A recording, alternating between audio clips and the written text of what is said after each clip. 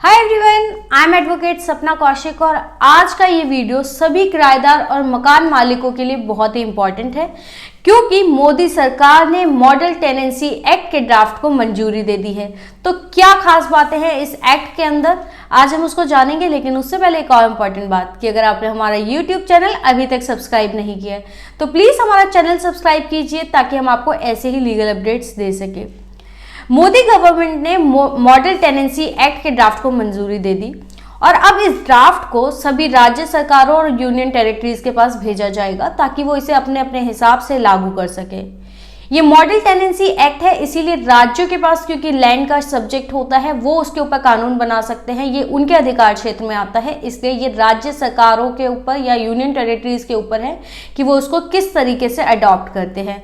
या तो वो इसमें अमेंडमेंट करके इसे अपने कानून में शामिल कर सकते हैं या इसके ऊपर सेपरेट एक लॉ बना सकते हैं। इसके अलावा इसमें सबसे महत्वपूर्ण बात क्या है कि जो सबसे ज्यादा डिस्प्यूट होता है वो होता है कि किराएदार से आप कब घर खाली करवा सकते हैं। अगर कोई किराएदार रेंट एग्रीमेंट की सभी कंडीशंस को फुलफिल करता है तो आप उससे रेंट एग्रीमेंट से पहले घर खाली नहीं करवा सकते। जो उसमें टाइम पीरियड होगा उसके ओवर होने के बाद, यानी कि रेंट एग्रीमेंट का टाइम पीरियड खत्म होने के बाद ही आप उससे घर खाली करवा सकते हैं।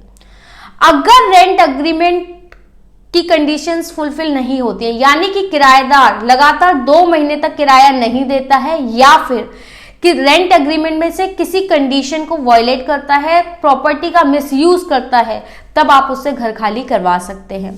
इसके अलावा अगर किराएदार घर खाली कर देने से मना करता है तो आप उसका किराया अगले 2 महीने के लिए डबल और उसके बाद उसका किराया 4 टाइम्स यानी कि 4 गुना बढ़ा सकते हैं। मान लीजिए आपने प्रॉपर्टी 10,000 रुपए के हिसाब से किराए पर दी है तो पहले 2 महीनों के लिए पहले आप उसको नोटिस देंगे, उसके बाद आप 2 महीनों के लिए उसका किराया 20,000 और उसके बाद 40,000 कर सकते हैं। इसके अलावा कभी भी ऐसा हो जाता है कि मकान मालिक उठकर किराएदार के घर का मुआयना करने पहुंच जाता है, उसकी इंस्पेक्शन के लिए चला जाता है, तो अब मकान मालिक ऐसा नहीं कर पाएंगे। उन्हें 24 घंटे पहले आपको रिटर्न नोटिस देना होगा, उसके बाद ही वो घर के इंस्पेक्शन के लिए जा सकती है, मुआयने के लिए जा सकते हैं। उसके अलावा एक और जो डिस्प्यूट होता है मकान मालिक और किराएदार के बीच वो होता है सिक्योरिटी अमाउंट को लेकर।